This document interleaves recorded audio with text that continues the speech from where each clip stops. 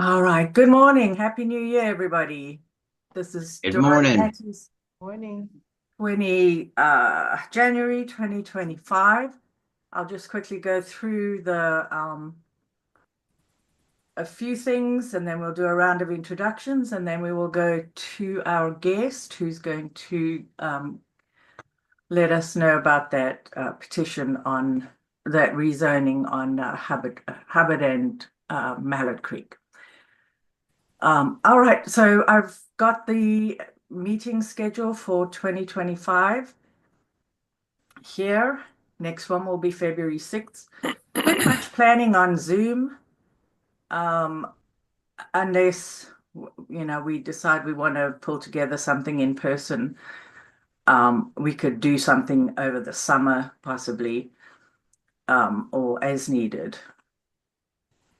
And the area that we cover, I hope this is clear to you guys. But the main focus is downtown Derita at Sugar Creek and Mallard Creek where they intersect. But then, the natural barriers, 77 in the west, 85 in the south, and then Harris Boulevard connecting 85 and 77. So that whole area inside there is kind of what we cover. It's largely connected. Um,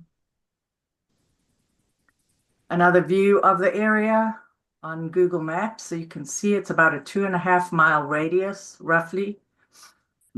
Um, that that area. Some stats about the area, the number of residents, housing units, um, all that kind of thing. I probably need to update some of these things because I have 2023 numbers in here for like units permitted for new construction. It'll be interesting to see how that number is different for 2024. The reason why I keep this here is just when you see we currently have 23,000. So adding 600 in a year is really a tiny increment. It's not like we're being flooded. So just some perspective. And this is the site, Quality of Life Explorer, where I pull most of the data. All right. Introductions. I guess I could have started with that. Teresa McDonald. I am a resident of Allen Hills. I'm a realtor here in the Charlotte area. I am a Derita Statesville Road Community Organization board member. I'm on the Planning Commission for the City of Charlotte and very happy to be here.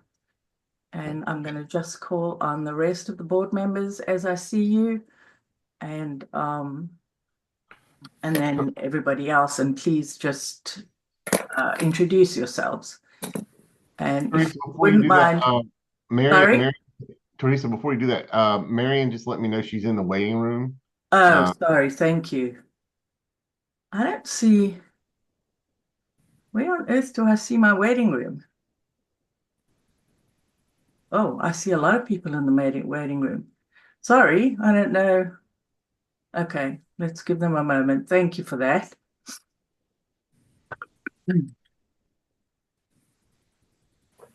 Joseph, do you mind if I make you co-host as well, just so you can keep an eye on the waiting room? sure, that'll be fine. Thank you. Put on my co-host.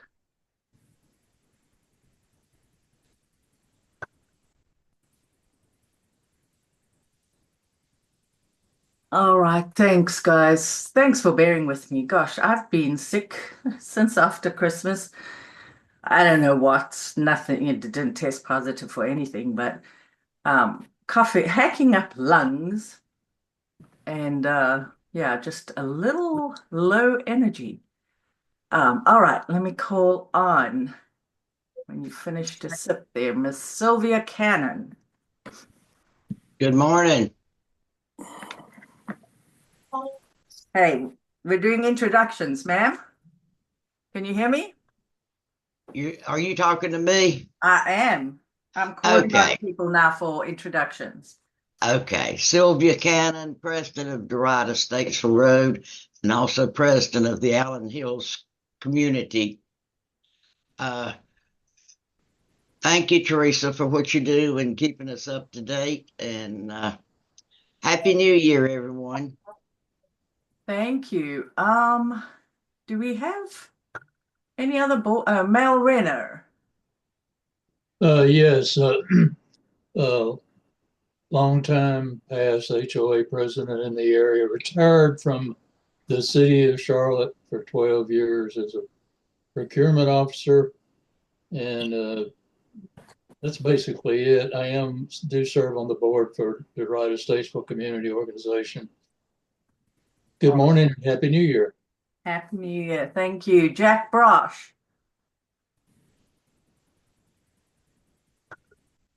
Good morning, Jack Marsh, 25-year resident of Bird Falls, currently in Williamsburg, doing the New Year's speech. Thank you, Tracy, for everything you've done and coordinating these calls. Thank you. Jack, your sound is not great, so. George, Huh? 12-piece nugget. That'll be all. All right, guys, I think I'm just going to mute everyone and then I'll call on you and just unmute yourself when you introduce. All right, Joseph, let's go to you. Good morning, everyone. My name is Joseph Margolis. 11-year, I guess, wait. Wow, 14-year Derita resident over on Michael's Landing on the section of University City Boulevard that used to be a little 2-lane road called Rumpel. I currently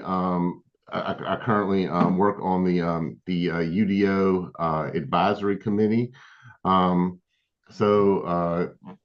now we're talking about right now they're doing work on the text amendments to how developments get made on infill parcels.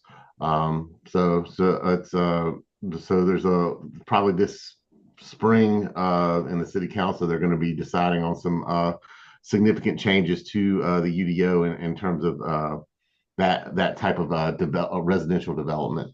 Anyway, but that's kind of what I do in the community, and I'm just glad to be here today. Happy New Year, everybody. Happy New Year. I want to recognize and ask our county commissioner, chair of the county commission, George Dunlap. Welcome. Happy New Year. Happy New Year to you too, and Happy New Year to everybody else who's on the call. I'm George Dunlap. I am the county representative for the district, including Derita. I am happily now the former chairman of the Board of County Commission. After 6 years, I decided it was time for someone else to do that. But I have accepted another position as well, which is second vice president on the national level. And I'll be sworn in as the national president in 2 years. But I'm always interested in what's going on in Derita. I lived there for 32 years and just moved right up the street to Mallard Creek. So I'm still in the area. I still dine in Derita. Derita's still home. So thank you for giving me the opportunity to be a part. Awesome. Thank you. Thank you for being here. All right, I'm going to go through the list, and I have 9:14, so we better pick up the pace. Dr. Blanche Penn. Good morning, and Happy New Year's, Dr. Blanche Penn. I've been in my area. I'm in the Great Oaks area now. Been in Derita for a minute. So that's a little bit about me, Great Oaks area. Thanks. Awesome. Thank you. Felicia. Good morning and Happy New Year to everyone. I'm Felicia Tompkins and I'm the president for Back Creek Forest Home Association. And Dorada is right around the corner, so I'm very interested and will continue to be involved with all the issues in the area. And thanks for the meeting this morning. Thank you. Jamila, welcome. No problem. Jamila Freelane Holly, actually. And I am the District 1 representative for the City of Charlotte Community Engagement. Awesome. Thank you. Jeffrey Simpson. Hello and good morning. Jeffrey Simpson here, president of the Farmington HOA. Also, Teresa, also, I think I mentioned before, the recent graduate of the Civilian Leadership Academy, which allows me to be part of the Neighborhood Matching Grant and also the Citizens Review Board. So I think that's enough for me, volunteer-wise. That's a lot. Carrie Miller. Hi everyone. Good morning. I'm Carrie Miller. I am on the board at Avalon at Mallard Creek, right off of Mallard Creek. And I'm happy to be here as a community advocate and as a friend. Happy New Year. Thank you, Marion. Hi everyone, Marion Mountmahan. Also, I guess 15-year almost Derita resident and live in the Michael's Landing community. I may not be able to talk long doing other work, but happy to join in. It's been a while. So thank you for having me. Good to see you here. Thank you. Mark Watson. Hello, just a local yokel. Thanks for having us. Awesome. Robert Shepherd. Sorry to come to you last. You were one of the first on this morning. Good morning.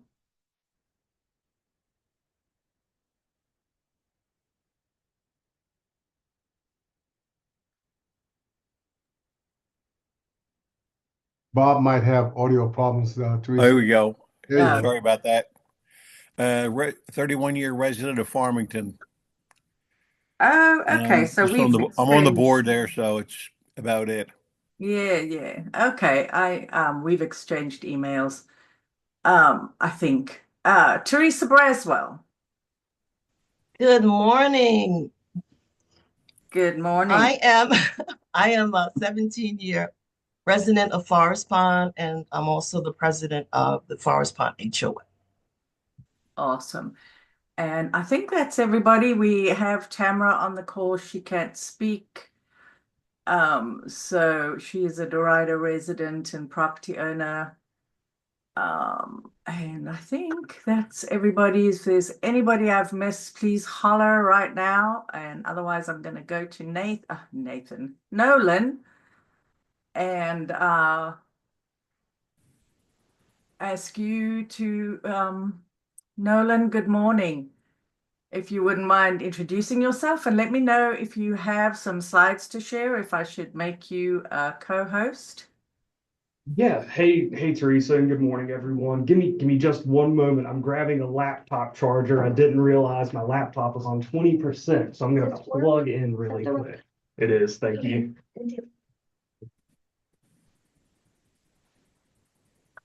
I don't want to get into the middle of a presentation and then mysteriously disappear from the call. So give me just one moment.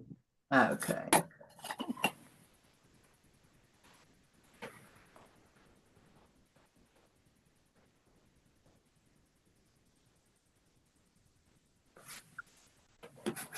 I think we're good to go. By the way, Joseph, I agree. We should do something in person.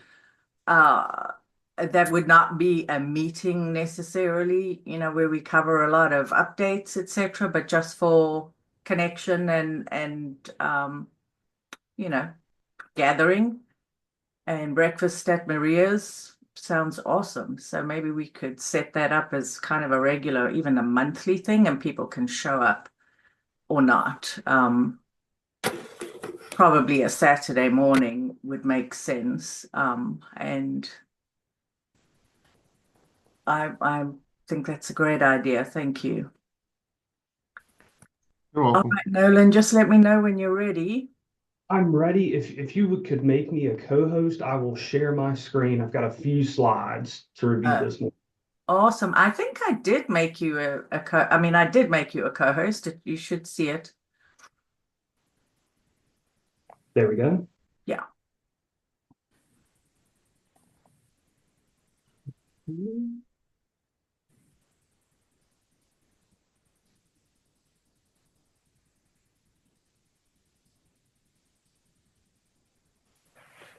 Okay, can everyone see my screen? I'm not seeing anything. Okay. Yeah, I can see a Yeah, I landscape. can see. Why am It I should not seeing it? the picture of the site. Teresa, I think you were sharing Yeah. your screen, so you may need to If reload I stop share, the window. sorry. There you go. Apologies for that. Okay, yes, I can see your screen with the picture of the site. Okay, fantastic. So I'll go ahead and introduce myself and get started then. So Awesome, thank you. If you wouldn't mind speaking up a little bit, I mean, my volume, I can change my volume, but you seem just a little softer than everyone else. okay, yeah, I've had some audio issues this morning. Give me just one moment and I'll try to switch my microphone. Okay.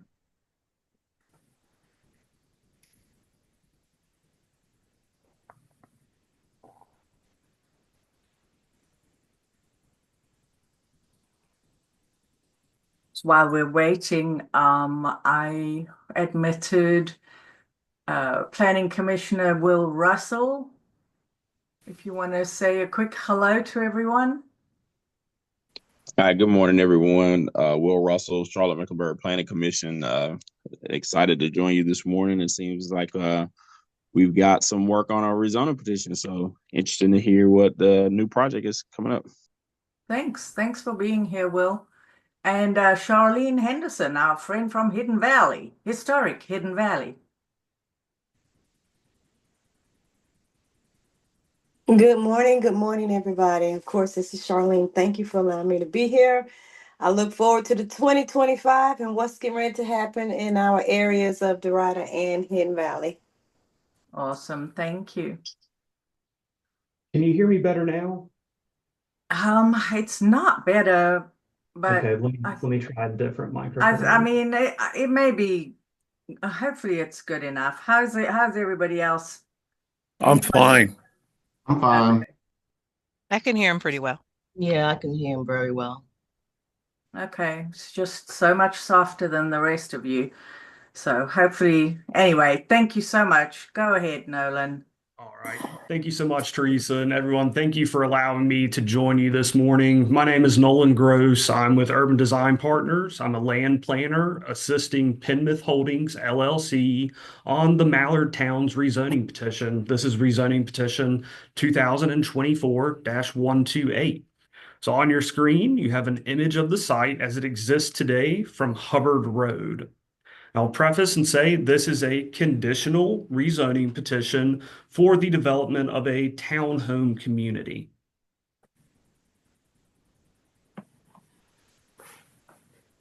All right, here's an aerial of our 5.24 acre site located at the corner of Mallard Creek Road, Hubbard Road, and Bisner Street. There's an additional aerial imagery of the site. You can see it is predominantly wooded today at the corner of the intersection of Mallard Creek and Hubbard Roads. The site is currently zoned INST or Institutional Conditional District. This is a legacy zoning district from a 2021 entitlement effort. In the area, there are also legacy zoning districts at the southern portion, the R8 and R8 multifamily conditional districts, as well as current UDO zoning districts, the N1A and N1B zoning districts.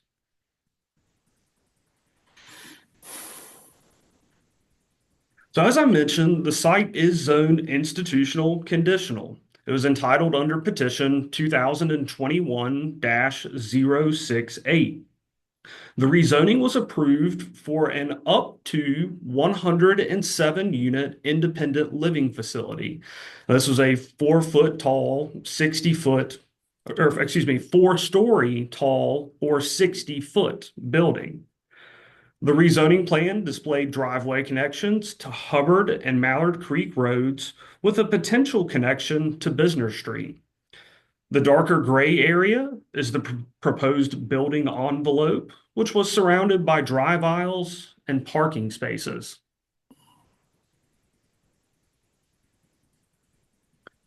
So the site is entitled for the 107 independent living units. However, the Charlotte Future 2040 policy map does denote this as a neighborhood 1 place type. In the area across the street, south of Mallard Creek Road, there's the neighborhood 2 place type. And at the very southeastern portion, you can just barely see a little bit of purple, which is a manufacturing and logistics place type. So here is our initial rezoning site plan.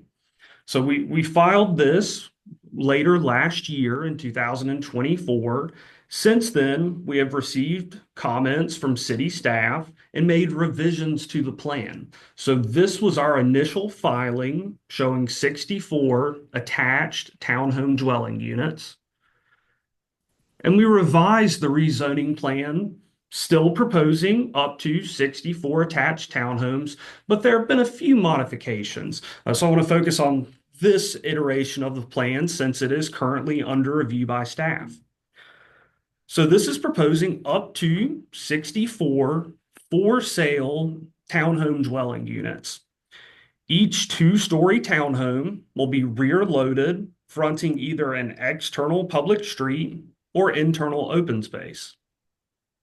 Units will have a 2-car garage, as well as a minimum 20-foot driveway. Sidewalk connections are proposed from the front of each unit to the adjacent right-of-way, where we will be developing a 12-foot shared use path along Mallard Creek Road, as well as an 8-foot sidewalk along Hubbard Road and Business Street. As part of our first rezoning plan review, and I know I jumped from that first plan pretty quickly, but I'm happy to jump back and forth if there are any questions about the differences. But one of the comments we received was in relation to this driveway location from CDOT. And CDOT requested that we locate the driveway as far plan north away from the intersection of Mallard Creek and Hubbard Roads as possible to allow sufficient stacking space for any vehicles making a right onto Hubbard Road or a left onto Hubbard Road so that traffic would not back up into the intersection. So we relocated that driveway as far planned north as possible. CDOT also requested that we commit to widening Business Street along our site's frontage to a local residential wide street section, which we'll be dedicating right-of-way for, relocating the street's curb or lack of curb to the future back of curb line, installing an 8-foot planting strip and an 8-foot sidewalk. Our green area originally, if you can see my mouse on the screen, was located on both sides of the site. Interviewing the Charlotte Tree Manual, urban forestry staff were not comfortable the way we were showing our green area, so we have revised that to be a contiguous canopy at the northern corner of our site. And on the right side, you can see these hatches where we've made a few modifications to the conditional notes. So we've made numerous CDOT transportation note improvements committing to street widening and right-of-way dedication from the center line of each of our frontages, which will be 53 feet from the center line of Mallard Creek Road and 33.5 feet of right-of-way dedication from Hubbard Road and Bisner Street. We've also committed to some design improvements so that units along Bisner Street will be limited to a maximum of duplex and triplex units, and that units elsewhere on site will be limited to 5 plexes, as well as committing to the 2-story height. So these will not be 3- and 4-story units.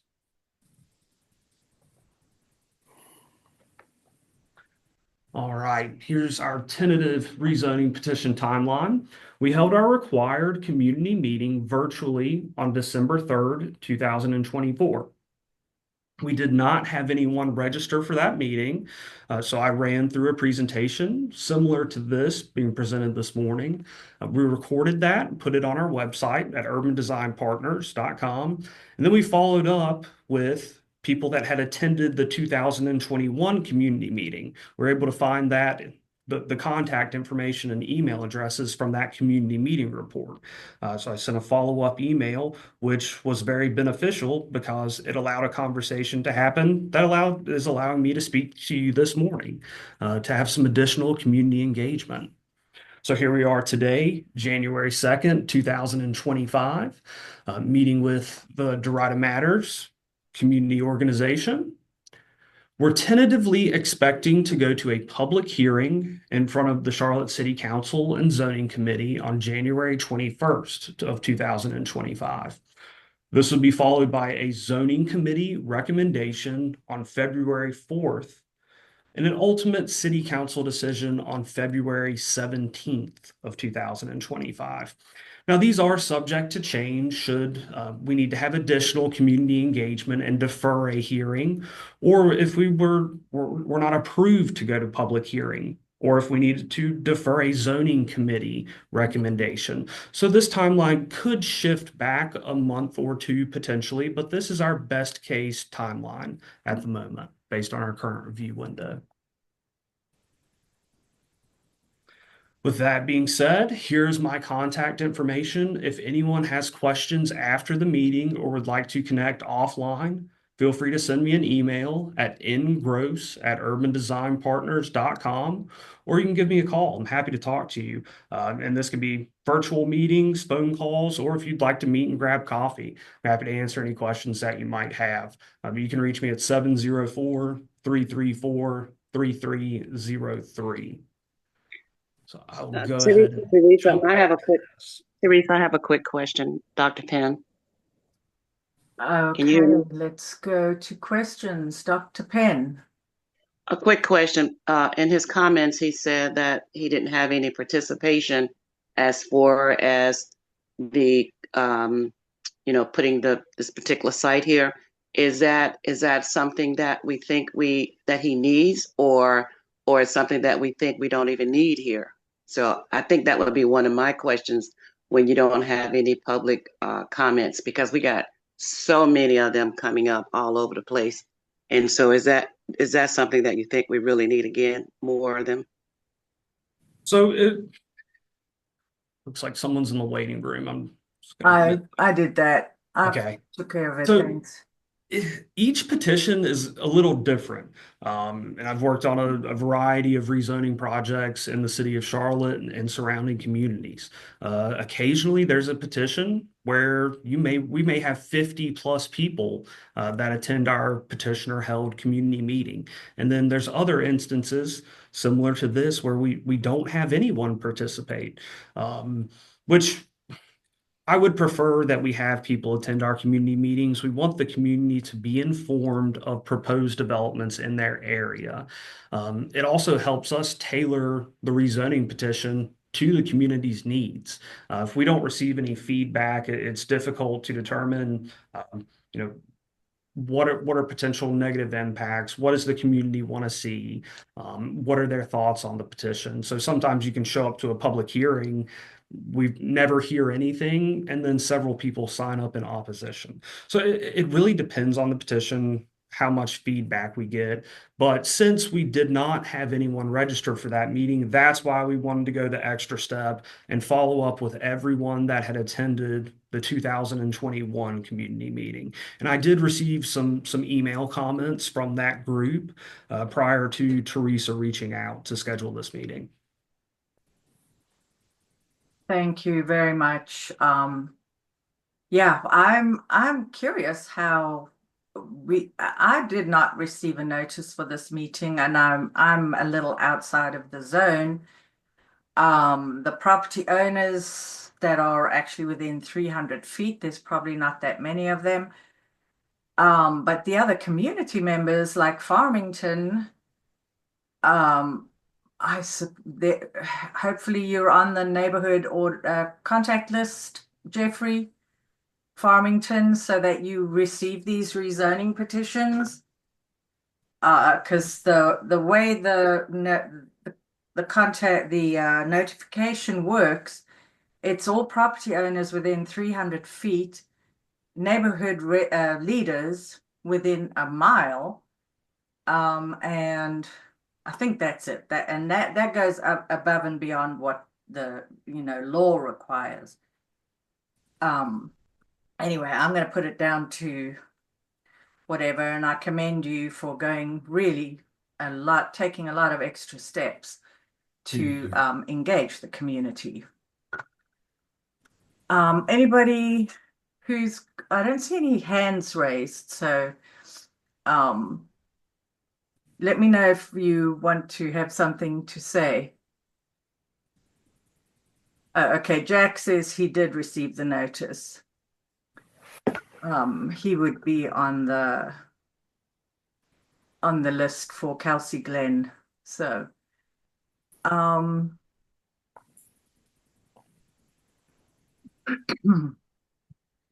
any other questions, guys? Anything that you want to talk about? Teresa? Yes. I'm concerned that the ones of us that have a overall like Derita Statesville Road, you're covering more than this area, but this is in our area. I didn't even know this was happening. I could not let any of our people around there know that this was happening. Which part, Sylvia? This particular any of them. Well, we talked about when the senior living thing was going on, we covered it. We covered it in our meetings. It was back in 2021. I mean, you can't remember everything. But we did cover it back at that time. There was a lot of talk on next door because the owner, was really involved in advocating for a senior living facility there. And that's, when the rezoning before. But can we move on about getting people involved in the conversation? We're here now. We have the developer here. This is a pretty good meeting attendance. So ask some questions, or do you have some helpful recommendations, requests? Well, Teresa, this is Jeffrey Simpson. What I see, and I think you agree, you and I were at a meeting where it seems as though, not seems, it is, Hubbard is very busy with regards to new development. There's something going on right now with a new housing development going on further down Hubbard. Now you have this one on the corner. And in my opinion, what I do, as you kind of alluded to, I do distribute that information to at least the board with regards to disseminating this information when there are zoning meetings. But it seems to me what happens that when it comes to attending the meetings, there's little to no participation as the guy alluded to. That's what I see, you know, and my opinion, just my opinion, when it comes to things like I think what Sylvia was saying, when it comes to affordable housing, people say they believe in affordable housing, but yet when they finish the sentence, they say, but don't put it here. So I'm not for sure how much, you know, true impact or true involvement people have. I'm looking to hear something from other people on this call, because this seems to be a well-attended meeting. Thank you, Jeffrey. Will Russell has his hand raised. Oh, sorry. Thank you. Will Russell. Thanks, Teresa. Just a couple of questions here. And understanding everybody's concern, we know Charlotte is growing. It's a city of almost 1 million people, and it's going to continue to grow for the foreseeable future. So we're going to be dealing with development, especially infill types like this plan that you see before you is going to become more and more common because there's just not a lot of open space to develop. So we're really trying to squeeze things in existing areas and then smaller tracts. So my questions are for Nolan are as follows. Looking at the plan, am I correct in assuming that the front of the units are facing the interior of specifically the two middle sections that that the fronts are facing the sidewalks in the interior? That's correct, Will. Yeah, all of these units will be rear loaded, 2-car garages with minimum 20-foot driveways. So these internal units will front on open space, and the remainder of the units will front on public right-of-ways. Got it. And then my next question is about the driveways, because it looks like the width of those is not going to leave a lot of grass in between them. Has there been any concern from stormwater with the amount of impervious surfaces for the driveways? Not from stormwater for the impervious. Of course, should this petition be approved when we transition to land development, we'll have to run all of the necessary and required calculations to ensure that the proposed SCM is sized appropriately to handle the volume of runoff. There was a question about potential plantings from planning staff. Could we include trees and treescape along the alleys instead of just the frontages, which we are working on some sort of landscaping in that area. We're also required to place a tree within 40 feet of each driveway by urban forestry. So we will have to have plantings along the interior. Yeah, it seems like it's going to be quite a task with trying to accommodate that in the driveways. Based on what you're saying. And then one last question. I saw somebody made a note about why the entrance was on Hubbard Road and not on, I guess, Bisner.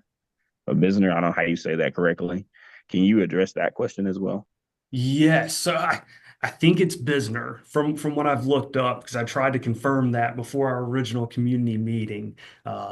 So yeah, Bisner it's a small street. Once you get around to where my mouse is by the property line, it turns into a gravel road. So it's really not currently built to handle the traffic volume, and it would provide more impact to these adjacent properties.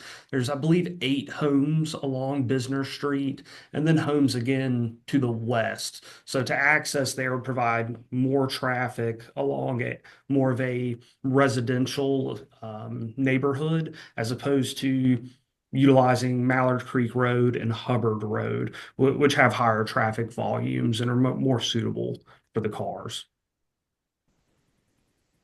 Thank you. You're welcome. Thank you for your questions. Thanks for being on the call, Will. Awesome. Thank you. One question from the chat from Jack. Any amenities, planned clubhouse or anything like that? So with this development, there is not there's not a large communal park or clubhouse proposed based on the number of units and the size of the development. So the tree save area couldn't double as something. I don't know if that's even allowed. It could, we could put benches and kind of make it a natural amenity, of course, on site, but in terms of a built amenity, there would not be one provided. Okay. Hi there, I have a question. Was I supposed to raise my hand, Teresa? I'm sorry. Yeah, go ahead. No. Thank you, Carrie. Speak up. I'm multitasking, so forgive me if this question was already asked. And these are rental townhomes, you said? No, these are for sale Perfect. townhomes. And so I know there's a question about the HOA. Was that answered?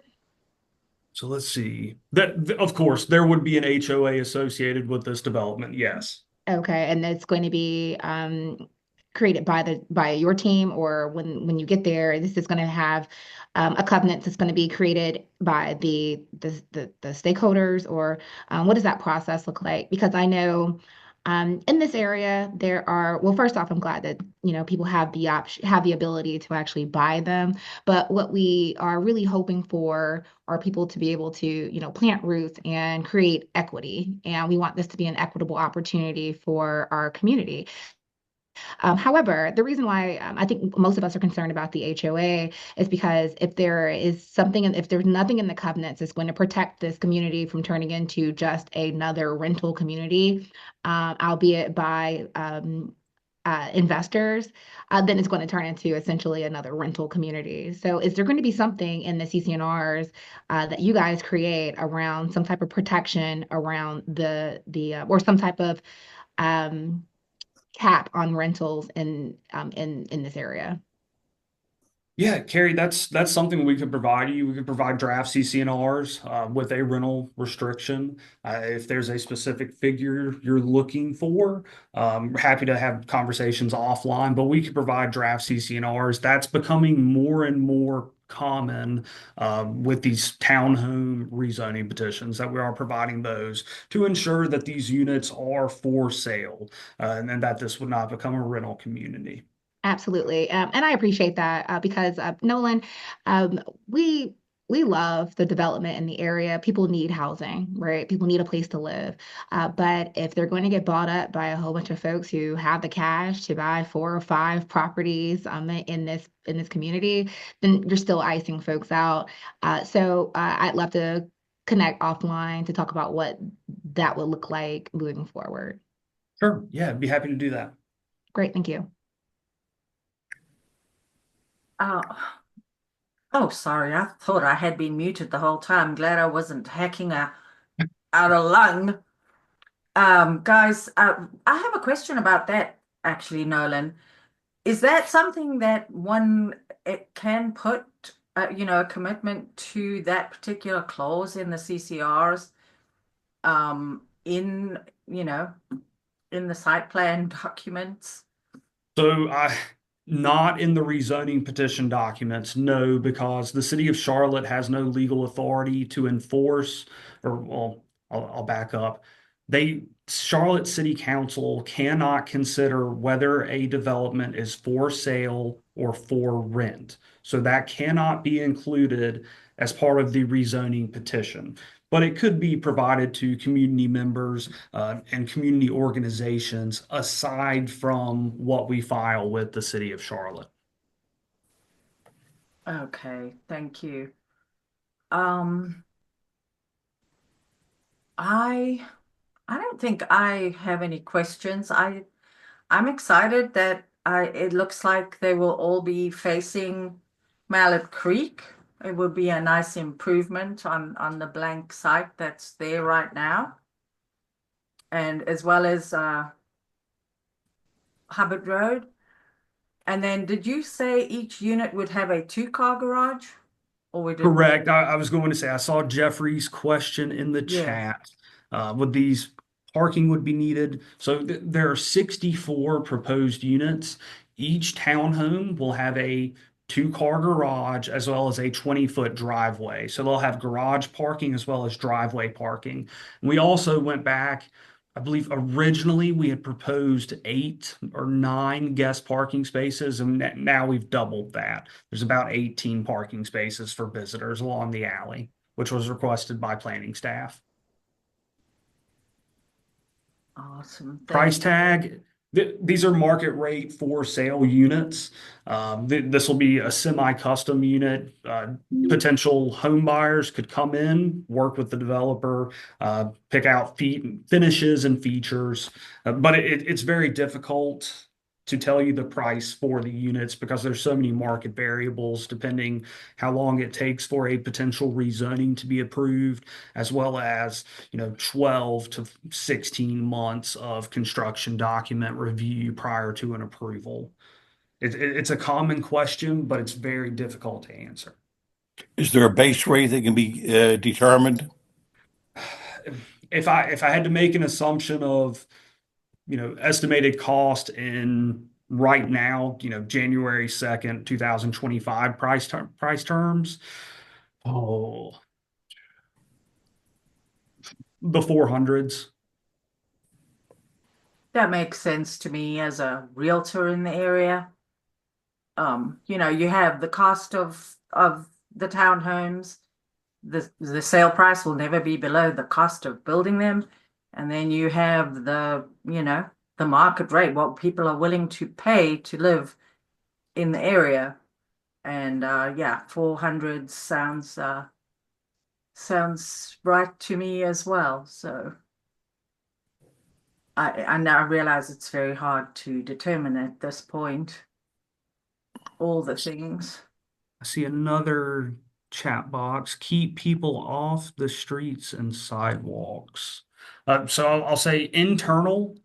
These will all be private alleys to the rear loaded units. But we all are providing a pedestrian access from the front of each unit that would then allow them to walk to the public right of ways.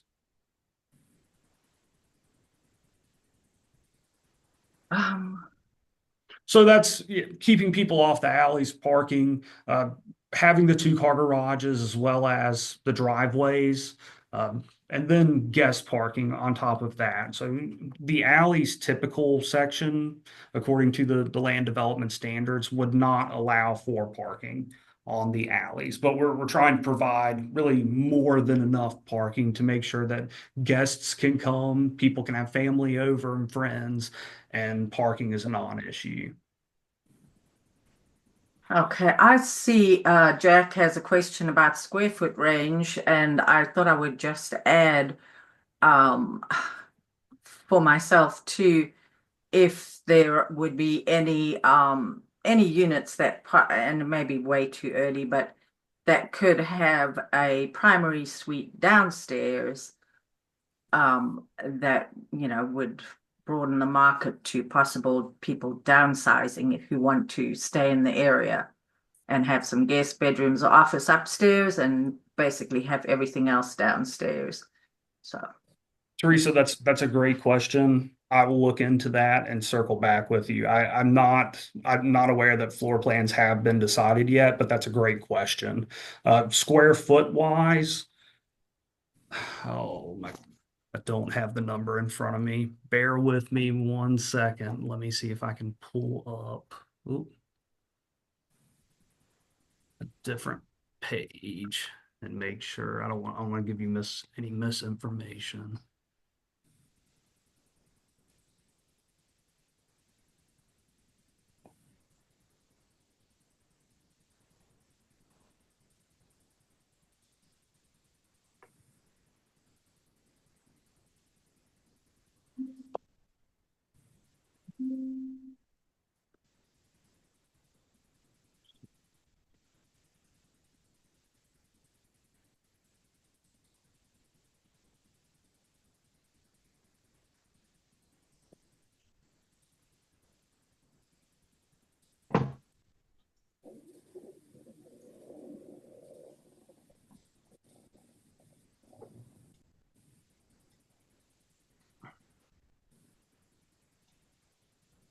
Yeah, so these should be around 1,700 to 1,800 square feet, 2-story units with a 2-car garage.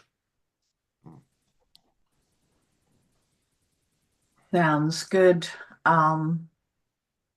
Anybody else got anything to raise? There is a public hearing with the city council coming up in January I think we said January 21st is the city council public hearing. This petition will be on that docket, if I'm not Correct. mistaken. Oh, there's the dates. Thank you. So you can still write to city council, call city council, sign up to speak to city council in support or with your objections. So anybody got any, especially major objections? I think it would be great for Nolan to address those or have an opportunity. So anybody? I have some points to make just about the how this project in terms of how it relates to some key things in the 2040 plan. Like Mallard Creek Road did not used to be this way. It used to just be a two-lane road going from Sugar Creek. And there are definitely some benefits from widening like this and making it more like a highway. I think one of the key benefits is it helps people who live in, going into Cabarrus County or into like the edges of Mecklenburg County get home more quickly. But it has come at the expense of come the expense of it's just a more dangerous corridor now for pedestrians. And two of the components of the comprehensive plan are, like a 10-minute city, and the other one's active and healthy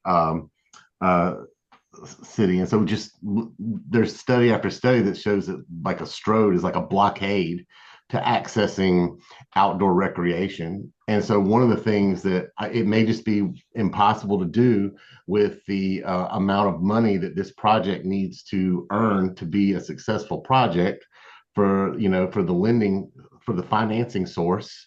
But I'd really like to see projects start addressing that, like when there are opportunities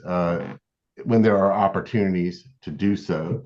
Like, could that green space be set aside for development of like a pocket park that could be not just an amenity for the property, but could be a county maintained park property that some of the other neighbors could benefit from? Because as we add these density projects, we're getting rid of trees, we're getting rid of opportunities to be in nature, and it will be a healthier result for the residents that live in this new project and nearby if we preserve some green spaces for people to go and be in nature or to enjoy being in the shade and finding solitude. Those are key benefits that we need to think about when we can.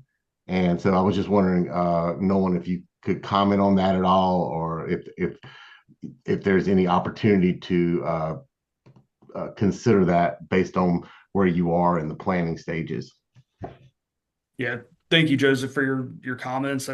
It's a great point, and so the UDO requires that we dedicate 15% of the site as green area, and that is tree save area. In the zoning ordinance, tree save, when it transitioned to the Unified Development Ordinance, the verbiage changed to green area. The UDO and the Charlotte Tree Manual are very specific on what you can and cannot do within this green area. Basically, when we denote this 15% of our site for tree save, that is what it will be. It has to be tree save and it has to remain natural. We could amenitize it with benches, small things, but we cannot take heavy machinery in this area whatsoever. We're very restricted on what we can and can't do. So trying to maximize the existing foliage, the nice heritage trees and specimen trees on site, while achieving the density and the feel, the character of the neighborhood. So I don't this site in particular, being 5 acres, I don't know that there would be an opportunity to set aside space for a pocket park, but we are committed to the green area as shown, the tree save area. Okay. I think it would be helpful just for those people living there, even if it had to be maintained as a tree save area, to do something to activate it as a space that people living there would want to utilize, because that's just like, I just think all these type of projects as much as possible, because I know it's all a bunch of Wall Street loans, capital that's financing this, and so that limits opportunities to, you got to, that's a different priority than what maybe would be in the local demand for residents. And I know that's a pressure that's there for any builder that's real, and I sympathize with, but it's just, I'd like to see more of these projects start to factor in some of those types of needs, and instead of just letting them become externalities that we have to live with. And in general, I am supportive of this project because we have to, and I'm saying this to the group, I think we have to think about it conservatively from an economic standpoint. If we just let this become like single family zoning, we have to think about the fact that it's going to cost the same thing to extend sewer lines to here, or for the upcoming sewer line repairs. They're gonna and water service and the road service it's coming along this area anyway.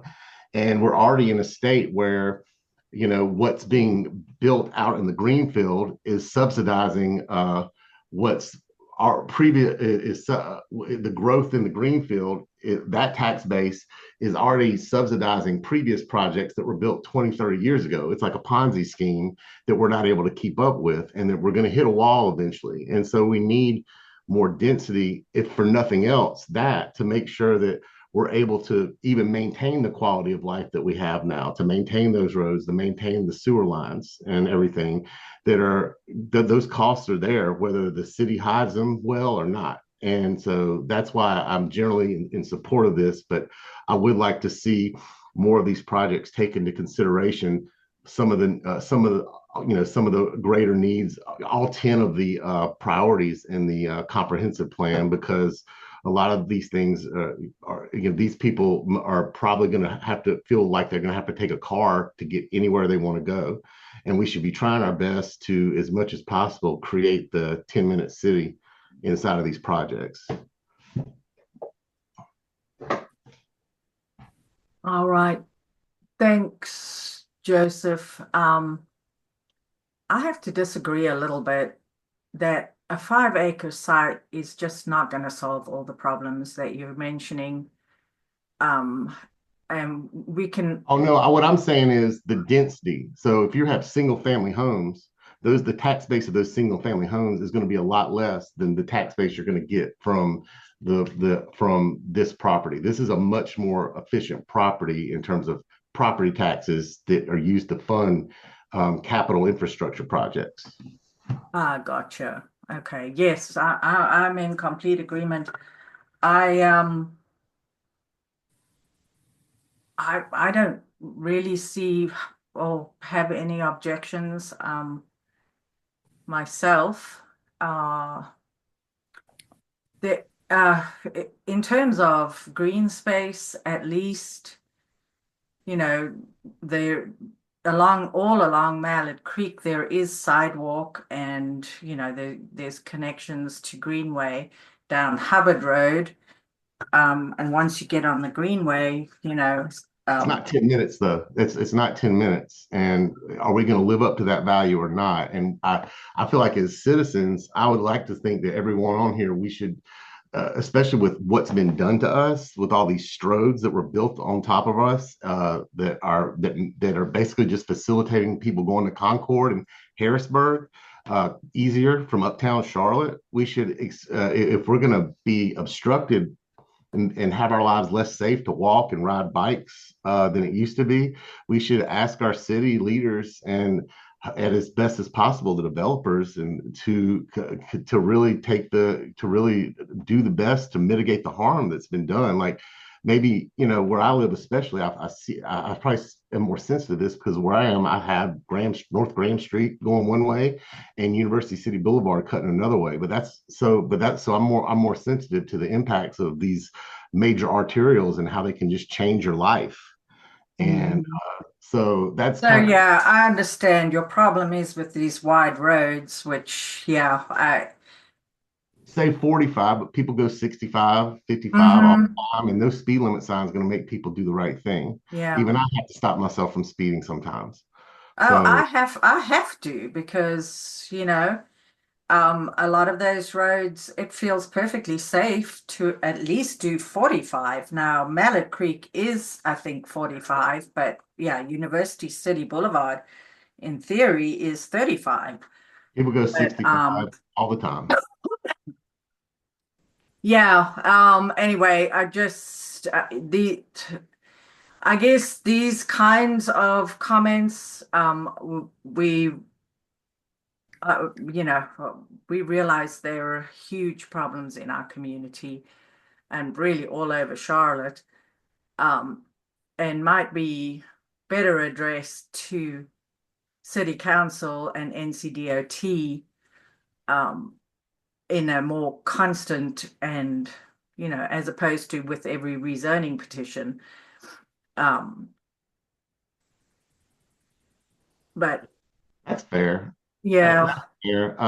And you know, this might be something I bring up at the next UDO advisory committee meeting, but I think it's a lot to ask for a developer to make a park with all the I mean, it's well, with a 5-acre site, you know, 5 acres is just policy. Every yeah. I has to be dotted, every T has to be crossed. There's very little leeway for flexibility. It's really arcane. Will can probably speak to that better than me, and you probably can too. But yeah, I'm just sort of speaking to the results aspect of it. Like these types of projects keep happening due to a lot of economic forces that are out of our control. They're not, you know, I think it does meet a demand to bring housing. We need housing, but there's just a lot of stipulations that are in place because somebody in Wall Street needs a business model they can figure out how to a bank that sells loans to Wall Street. Now you're going into the deep financing problem. Yeah, well, and it's just not something that but that's where we are. Like that's why we get a certain type of thing. I think this is like four cars worth of parking. Like he's considering this is a very considerate project. I think it's going to be valuable and useful. I'm just thinking about it. It's still not enough, and I don't think that's the developer's fault necessarily. Yeah, I'm excited. I'm confident that it'll improve the streetscape, the look of that corner. And anybody else? Sylvia?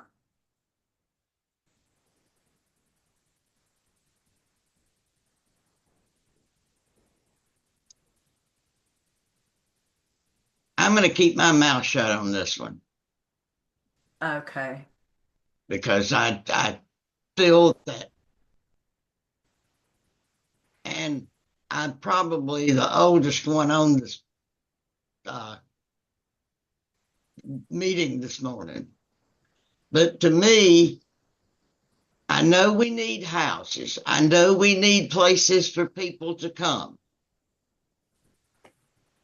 But by jamming all of this together like this, people that move in that have children, they got no place to play. They got no place to get out of the house.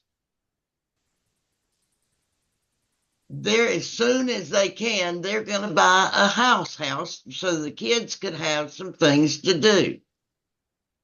And there's very few homes being built.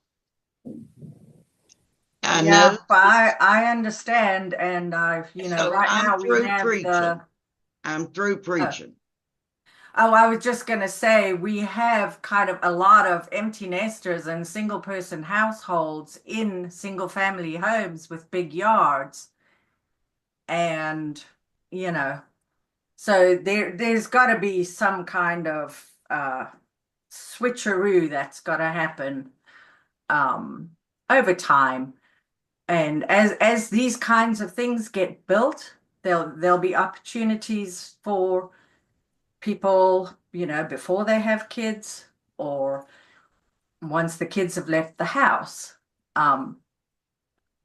It may not be the first choice for people with kids, but it may also be the only choice for people with kids because of the affordability. And if we build single family homes, they would be out of reach totally for families. So Teresa, can I piggyback on that? And Teresa, I Sure. understand where you're coming from completely. But I will admit, my starter home was a townhouse in this neighborhood. And because I had a starter home, I lived there for about 7 or 8 years. But because of the fact, and I have a young child, and yeah, we had to go to the park to play because we did not have that space. But because I had an opportunity to at least get into a home, that opened up other opportunities for us to find another home. And also, the prices are so high right now. Anyone who can, this is a very nice townhome community that they're proposing, especially at this price point on this side of town. This is only going to build Derita up, especially with all of the amenities our community will be receiving soon. So I think when we put things in perspective, these are not and listen, and nothing against low income, but these are not just let's just throw them up and throw people in. These are not subsidized homes. These are not folks that, who don't have bank accounts and don't have credit scores. These are folks who are, coming into the market trying to buy a house. And to Teresa's point, a lot of these houses that have these backyards and these, neighborhoods already have people in them, and people who own their houses and these houses are paid off. Y'all aren't going anywhere. So when they build new houses for folks who are looking to have an equitable opportunity, this is something that is bringing value to the Derita area. So I see your concern 100%. But as someone who's in a group of people who are being priced out right now, finding a safe, clean, new townhome to bring a family that's close to work, that's close to a grocery store, and that is walkable and rideable, at least on the sidewalks, is a plus to me. And I'm going to end on that. Thank you, Carrie. All right, Nolan, I don't think I see anybody else with any comments, but you got any final thoughts, Nolan? Putting my contact information back on the screen. If anyone has questions, again, please feel free to reach out to me, whether you'd rather send me an email, jump on a phone call, or again, if you want to have a Zoom meeting, Google Teams, or if you want to meet and grab coffee, happy to answer any questions that you might have. Teresa, thank you for reaching out and inviting me to be here today. I really appreciate the opportunity to have a continued dialogue with the community. And I appreciate it. Happy New Year. Awesome. Thanks, guys. Thank you, Nolan. That was awesome. And if you wouldn't mind, stop share, and I'll just go through my last few little slides, which I really don't have much at all, if I could figure out how to share.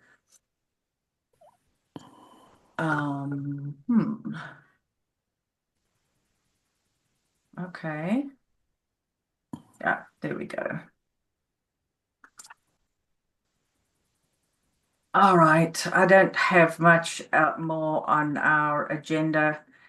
I am so sorry that I didn't cover this before we started. I meant to do it in that order. Maybe it's a blessing that we didn't, but I just wanted to remember John Holmes for a moment. A wonderful community advocate. Really, he was focused on the east side is where he started, but he had a heart for the whole of Charlotte. He passed away this week, and his funeral will be on Sunday at 2. And if anybody is interested in helping his young family, he left behind his wife and a young daughter. The link will be in the slides and the information for the funeral. He just happened to join our meeting for the first time last month.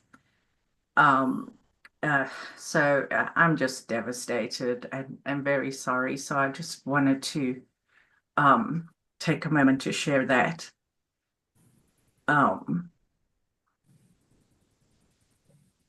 Joseph? I just had breakfast with John at Maria's Grill this past Friday. And so he was going through some things, and so I just I'm still processing it. I don't have much. I'm still kind of in shock about it, because he brought his beautiful daughter there, Theo, and she was a delight. And did he ride his bicycle, Joseph? No, he rode the bus. Okay. He rode the bus. And he's recently moved over. He and his family had recently moved over to the Spoke over at by the McCullough station, and from East Side. But it's so I don't have a lot to say. I just know he was dealing with a lot, and he still had just a great heart for the community, and he was really bright, took his time to really dive into like policies and just all the mechanics of why things happen the way they do. And just was just a wonderful, kind soul. And if you ever had the opportunity to know him, you'll know what I mean. And Teresa, I appreciate you bringing this up, but that's just all I really have to say. But just if you, I hope anyone on here get the help you need, or if you can, sometimes even that's with John's case. John was trying to get help, and I guess for him it still wasn't enough. And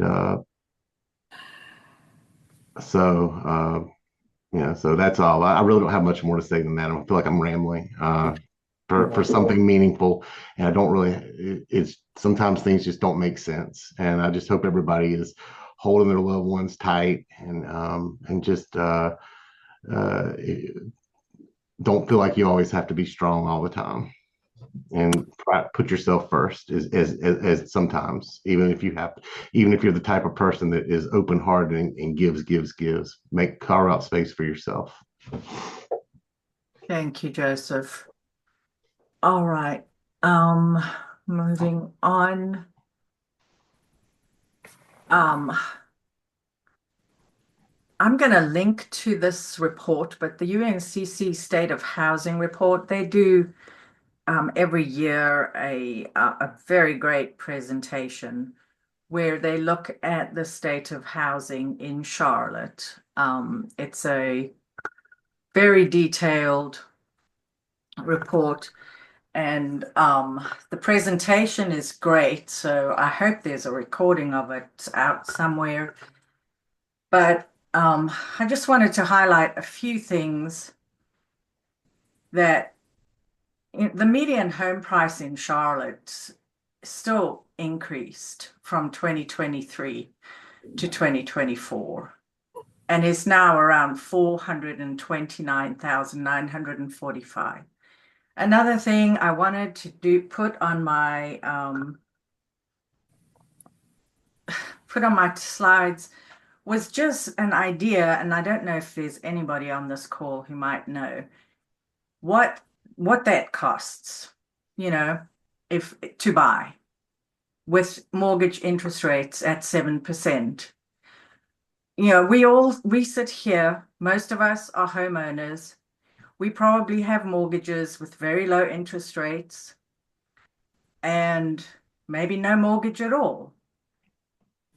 And people coming into this market now to buy one of those townhomes, let's say it's right around 429,000.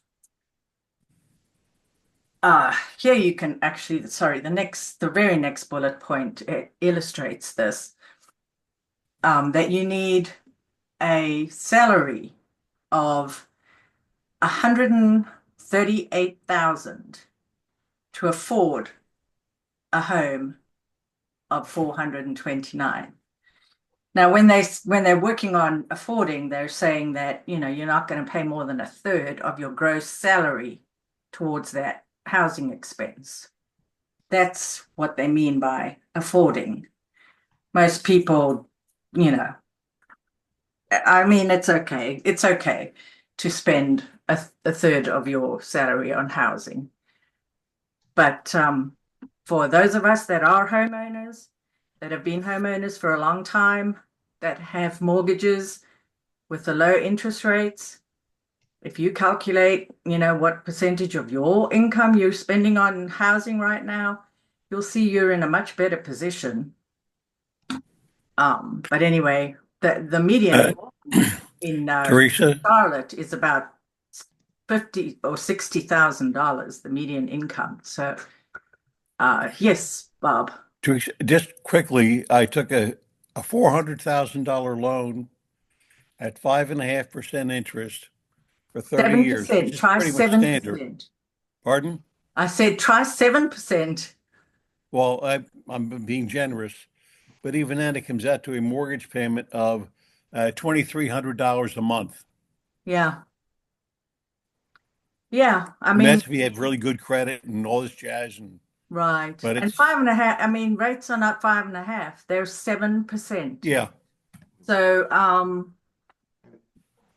yeah, it's this is why we're seeing the crisis that we're seeing, and why I do not find reasons to oppose new housing being built, because every unit built is adds to the supply of homes, and it adds to the variety. If we don't build homes, we could be like LA. If you look at the LA stock of homes, the average age of a home in LA is, you know, something like 60 years. That's ridiculous. So you've got to keep building new stuff. And Teresa, yeah, I will say, like, I don't know, I'm pretty sure the $150,000 number to build a new home for $150,000, someone like Will could probably speak to what you have to do in terms of land acquisition and planning to get a house that's $150,000. But Yeah. that also what I was saying about financing speaks to that problem, because the financing models are based on building, like, this is a really nice product that's being proposed here for a townhome community. It is, right? But the demand is, if there has to be a killer demand for houses sold under $150,000. But those, like, if you listen to someone like Chuck Marone, Strong Towns, he basically says, like, the economics of it are that these smaller $150,000 houses are actually what's in demand, and they're not getting built because the financing models that the builders are often stuck with are the ones that are, you know, are capitalized by Wall Street, by banks that then sell their loans off to be bundled into mortgage-backed securities that then have these, like, balloon payments that have to be paid off, and so they have a limited set of.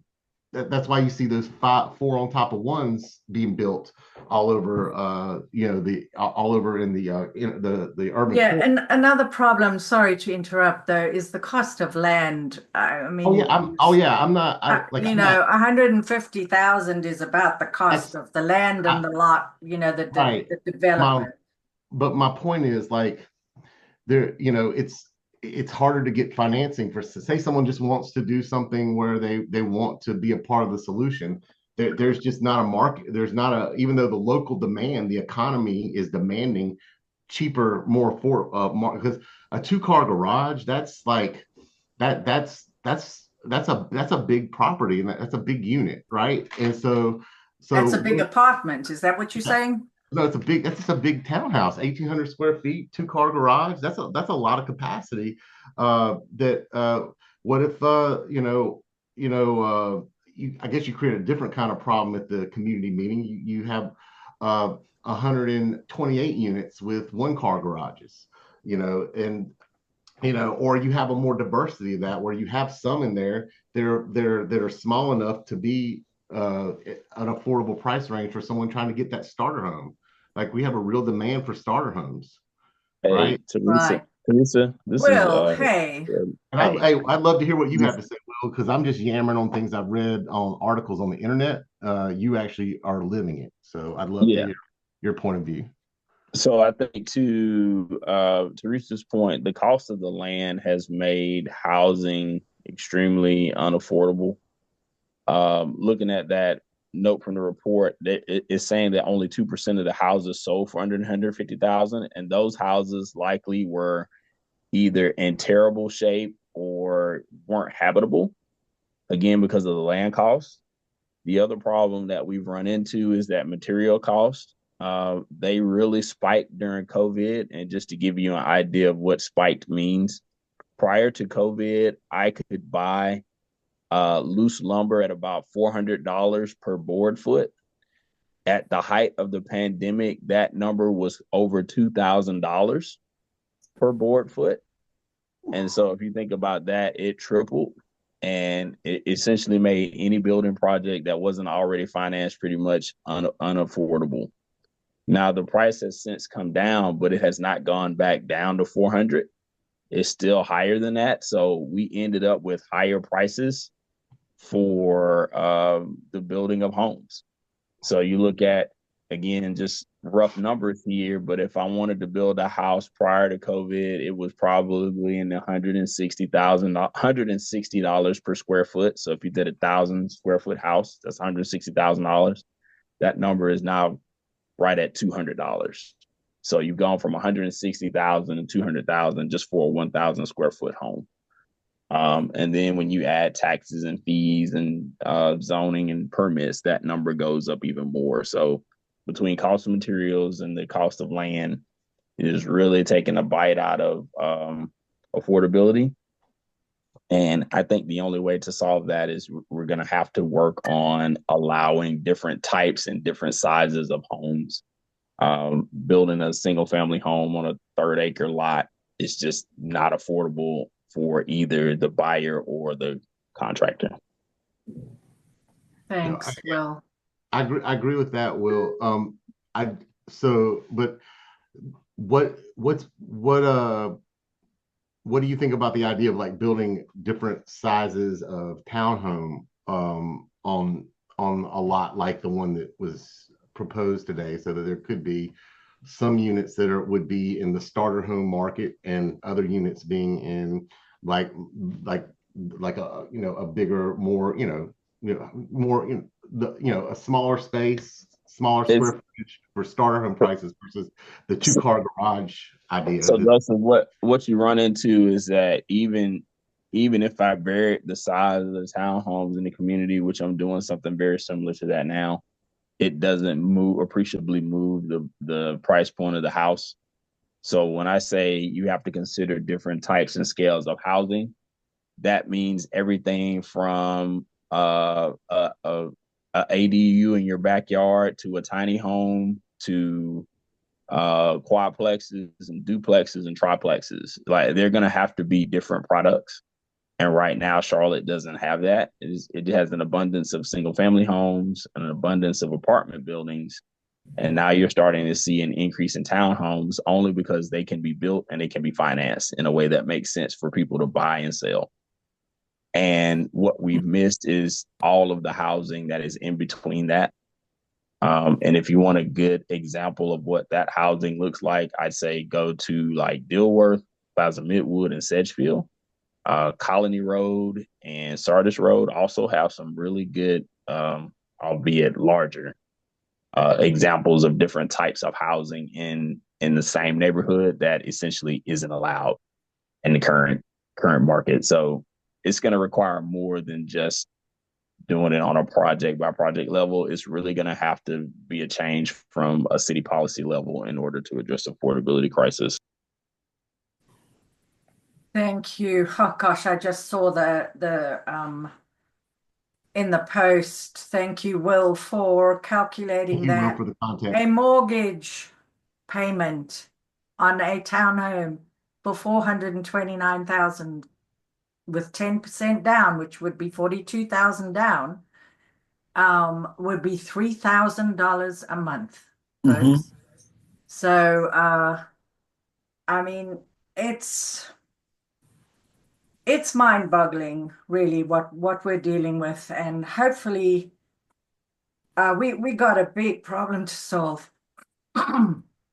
Anyway, we can only do the little things that we can in the area that we influence. So, I will put the link to this whole report so you guys can go and have a look at it. He did cover, Dr. Chu from UNCC did cover the apartment construction. One thing that we have had is record numbers of new apartments, which is great.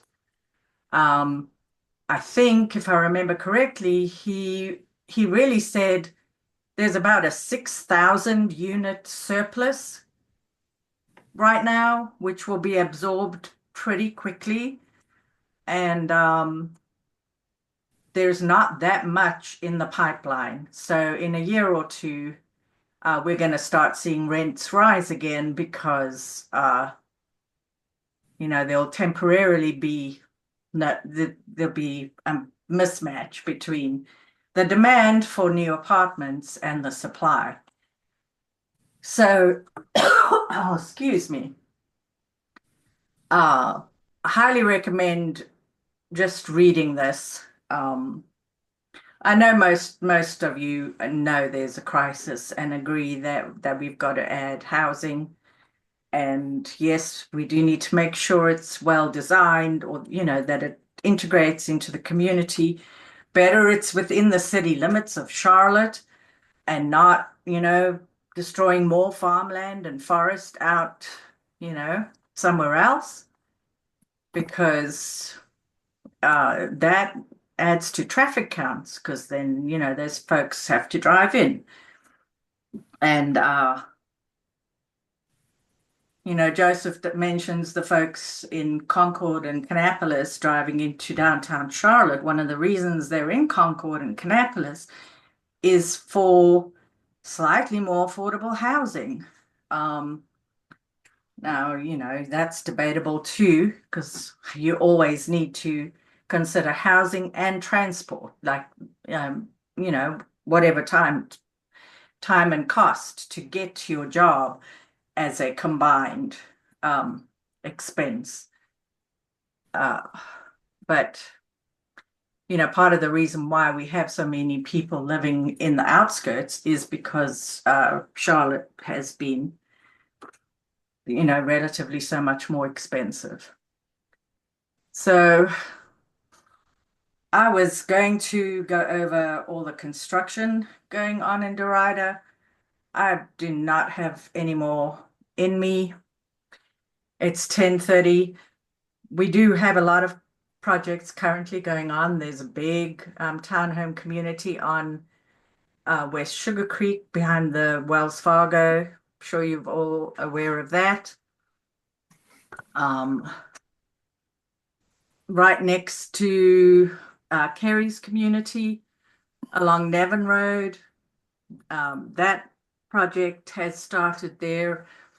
I'll try to get more information for next month. I believe it's apartments, but I'm not sure. It's a funny long sliver of land along Nevin Road and Nevin Road just between Sugar Creek and Mallard Creek, the little section. So See what you can get on the one at Gibbon Road and 115.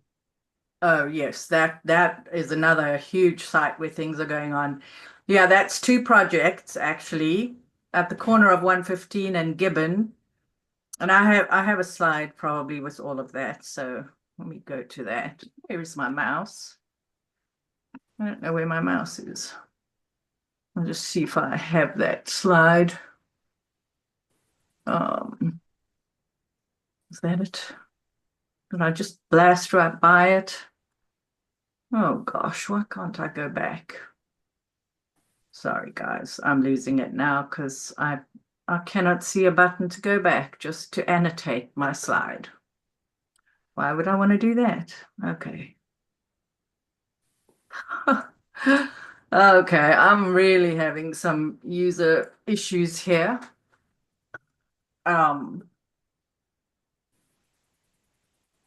they're still even just trying to. There we go. Okay. This is all the details on that. We've been covering this slide for a good few months. At least we had this slide a good few months. But yeah, there's a 17 acres right at the corner, and then another combined 40 acres. All of that is under construction right now. And will be, I don't know what the distance is, but less than a mile from the new proposed red line station, etc. So that's that construction. Anything else? Construction wise, I mean, in Allen Hills, unless you live in Allen Hills, you probably wouldn't know about it. We have a small townhome community. Oh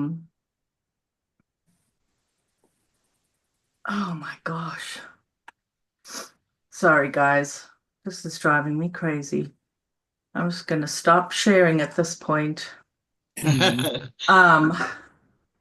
There's a little annotate thing covering my back arrow on the slide presentation. I have no idea why. So folks, I think that's it for this month. Reach out later if I guess the board we'll have to look at what if we want to come up with a letter on this particular rezoning. Anybody else got anything to add for the good of the cause? Otherwise, I will see you guys next month. February 6th will be the next one. The Zoom meeting link will stay the same, so if you keep it saved so you can. All right. Well, thank you, Teresa. You feel better. You just stop what you're doing and take a nap or something, or get some chicken soup or whatever you do to make yourself feel cozy. Yeah. Take care I'll tell you what, it's kicking my butt. I think everyone jokes that caffeine should burn calories. I've got a feeling it does burn calories because I'm exhausted. Okay, guys. Thanks so much. Thank you. Bye. Bye. Bye. Goodbye.